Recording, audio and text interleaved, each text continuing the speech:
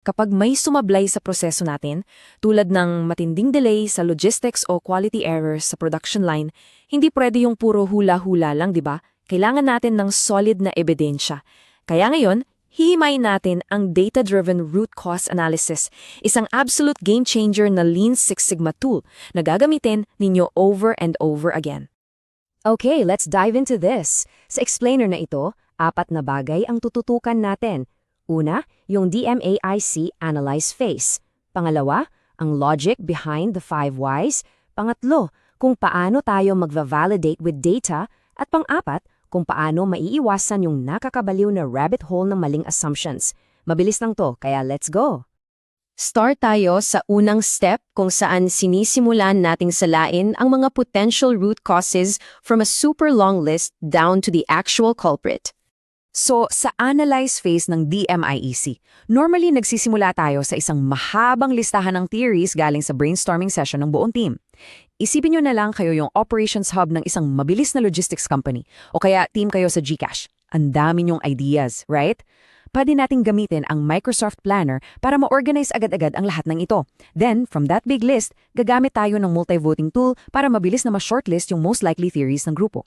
Pero take note, kapag may shortlist na tayo, dito na papasok ang pinaka-crucial part.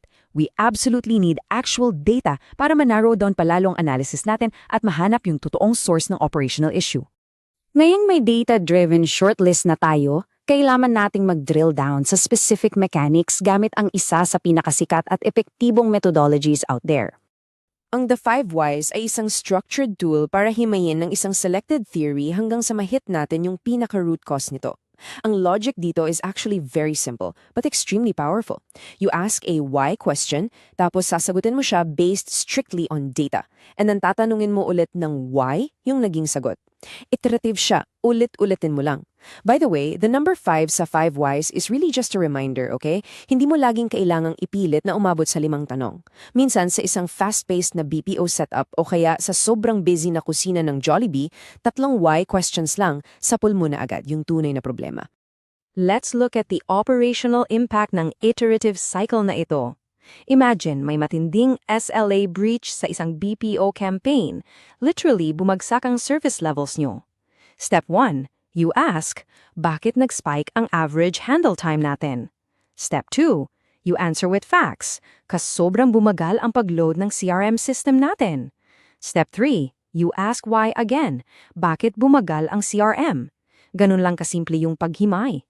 Pero here is the kicker. Ang pinaka-crucial na part dito ay yung absolute need for solid data para masagot ng tama ang bawat why before ka pa mag-move on sa next layer. And this brilliantly illustrates kung bakit hindi pwede ang simpleng chismisan lang sa problem solving. Kailangan nating mag-shift to strict statistical validation. Notice the extreme variations sa transaction processing times na nagkikita natin dito. It stretches anywhere from 5 hanggang 30 days across different offices. Kung ipa-plug in natin ang data na ito sa isang live Microsoft Power BI dashboard, boom! Immediately mabavisualize natin yung operational bottlenecks.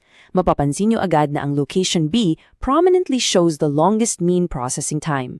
Kaya naman, ang pinaka-logical na first why question natin is, bakit napakahaba ng processing time na may kasama pang sobrang taas na variation dyan sa location B? Pero wait, bago tayo mag-jump into conclusions na location B talaga ang tanging culprit, remember that facts and data must be used at each and every level. In-examine din natin ang lahat ng offices at gumamit tayo ng reliable data validation tools like dot plots, histograms, or box plots para masiguro yung hypothesis natin. For example, kung pinakita sa plots na ang location K ay may mataas ding variation, well, dapat din tayong magtanong ng why para sa location K, di ba? The rule of thumb is, every single symptom needs a solid data check bago natin ideklara na siya na ang root cause. So, ang crucial point dito is knowing how to navigate this whole logic without falling into a dangerous trap. Let's talk about the nightmare of invented assumptions. Balikan natin yung location B example natin kanina. Yung hula ng project team ay matagal daw ang processing dahil kulang sa proper training ang mga staff doon. Bakit daw kulang sa training? Kasi ayaw daw mag-travel ng trainer papunta sa remote location ng Office B. Hanggang 3 why lang yung ginawa nila, tapos inassume na nila na yun na yun. Pero ito ang malaking tanong na nakakapagpabagabag. Is the trainer not wanting to travel to Office B the true root cause?